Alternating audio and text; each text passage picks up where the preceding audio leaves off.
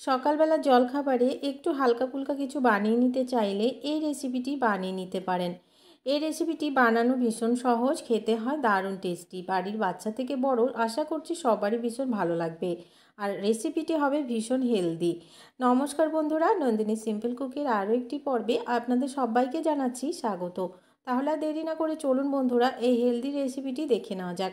আজকের রেসিপির পুরো ভিডিওটা দেখার অনুরোধ রইল বন্ধুরা। যদি ভালো লাগে একটা ছোট্ট রিকোয়েস্ট রইল, একটি লাইক শেয়ার সাবস্ক্রাইব করে আমার চ্যানেলটির পাশে থাকবেন। তাহলে চলুন রেসিপিটি দেখে নিই। আজকের এই রেসিপিটি তৈরি করার জন্য প্রথমে এদিকে আমি একটা মিক্সার জার নিয়ে নিলাম। মিক্সার জারে আমি দিয়ে দিচ্ছি, এখানে নিয়েছি আমি হাফ বাটি চিরা। চিরাটা আমি পাতলা যে চিরাটা হয় সেটাই নিয়েছি, আপনাদের কাছে যেমন থাকবে তেমনই নিয়ে নেবেন। চিরাটাকে আমি দিয়ে দিলাম। এবারে আমি এই বাটি মেপেই ঠিক তেমনই মাপের একটু সুজি দিয়ে দিচ্ছি। যতটা আমি এখানে চিরা নিয়েছি ঠিক ততটাই সুজি। এবারে এখানে দিয়ে দিচ্ছি 3 থেকে 4 চামচ মতো টক দই। দইটা দিয়ে এবারে ওই বাটিটা ধুয়ে আমি এখানে দিয়ে দিচ্ছি কিছুটা পরিমাণ জল। জলটা দিয়ে দিলাম। এবারে আমি ঢাকাটা দিয়ে একদমই স্মুথ একটা পেস্ট তৈরি করে নিচ্ছি।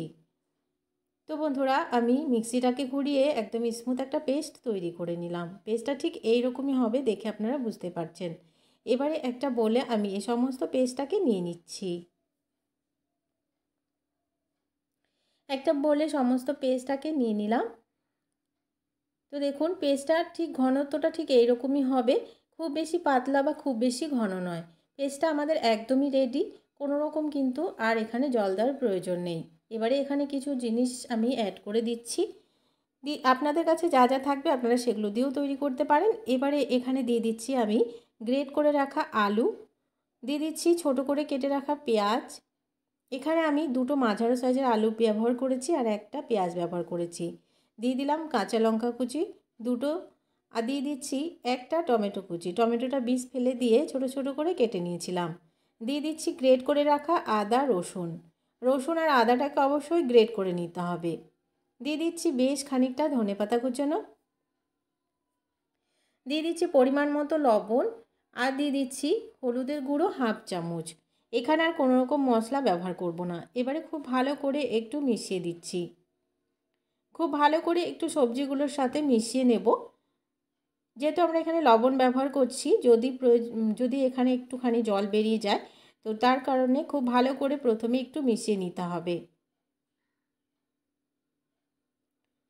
খুব ভালো করে একটু সময় নিয়ে আমি সমস্ত কিছুর সাথে মিশিয়ে নিলাম। এবারে এখানে দিয়ে দিচ্ছি হাফ চামচ গোলমরিচের গুঁড়ো, আর দিয়ে দিচ্ছি একদমই অল্প পরিমাণে জোয়ান। যদি কারোর গ্যাসের প্রবলেম থাকে তাহলে জোয়ানের জন্য আর গ্যাসের প্রবলেম হবে না। এবারে খুব ভালো করে আবারও একটু মিশিয়ে নিচ্ছি সমস্ত কিছুকে। এবারে 5 মিনিট একটু ঢাকা দিয়ে রেখে দিচ্ছি। লবণ দিয়েছি বলে যদি জল বেরিয়ে যায় তাহলে কোনো অসুবিধা হবে না। 5 মিনিট পর আবারও ফিরে এলাম। এবারে আমরা ব্যাটারটাকে দেখে নিচ্ছি।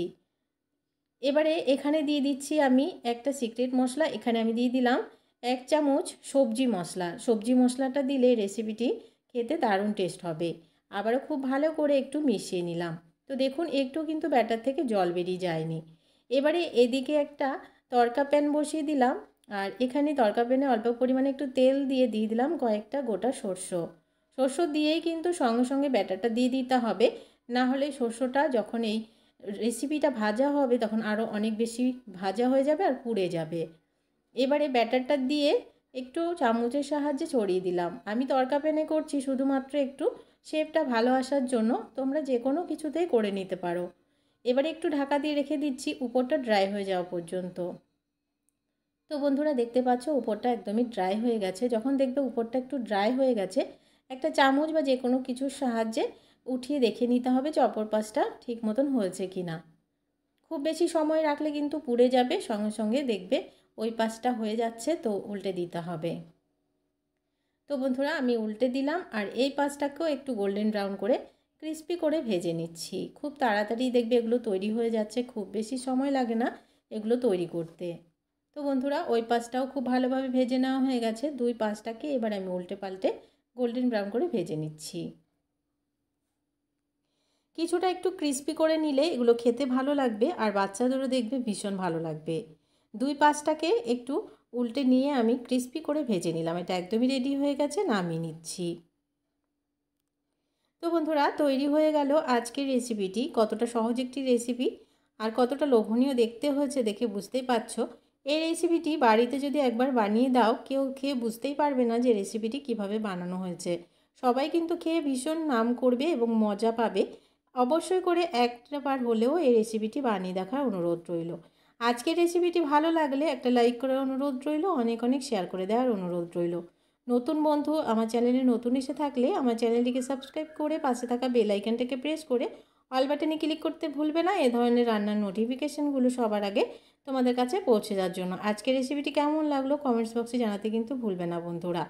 এবারে আমি একটা ভেঙে দেখিয়ে দিচ্ছি। তো দেখুন বন্ধুরা, ভেতরটাও কিন্তু ভীষণ জালিদার হবে আর খেতে লাগবে দারুণ টেস্টি। যে কোনো সস বা চাটনির সাথে রেসিপিটি সার্ভ করো, খেতে ভালো লাগবে।